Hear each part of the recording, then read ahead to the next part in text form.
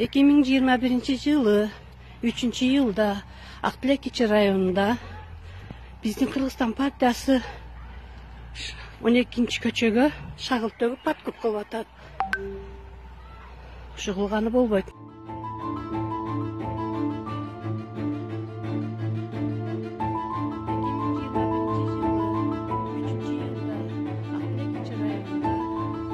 Биздин Кыргызстан партиясы 12 көчөгө шагыл төгүп 2021 жылы 3-йылда Актилек районунда биздин Кыргызстан партиясы 12 көчөгө шагыл төгүп подкуп кылып атат.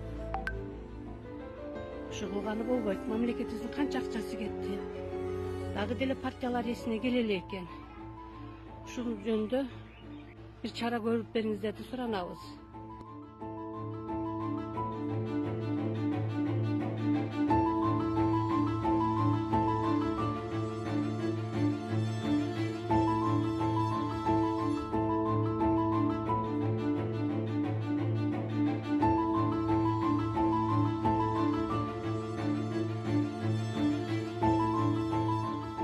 Ошол жердеги жашоочулардын айтышы боюнча биздин Кыргызстан партиясы шагыл төгүлдү деген информация болуп түшкөн.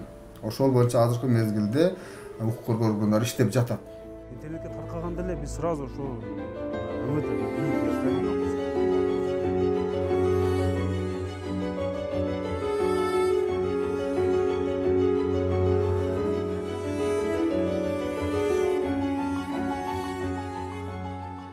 өздөрүнүн көчөсүндө өздөрүнүн мындай фонду бар экен. Ошо арайда өздөрүнүн акча токтошуп, өздөрү жакшылык жамандыгына шагал төгөбүз, свет улайбыз, өздөрүнүн көчөдө көйгөйлөрүн бүтүрөбүздүн өзүнүн фонду болгон. Анан биздин ушул жердеги биздин өзүбүздүн негизи биздин штабыбыз болгон. Ошо штабыбызда турганда, ошо шагал төгүлүп атканда бир эже өтөт, бир эже кетип видео тартып өтүп кетет. Анан биз бул боюнча биринчи маалымат бизге келет. Анан биз сразу укук коргоо органдарынын ички иштер башкармалыгына чакырып, ушул боюнча бизге ушуну тартып кетти. Бул боюнча эч кандай биздин тиешебиз жок. Бул боюнча бизге маалымат, эч кандай маалымат берген жок деп өзүбүз айтканбыз.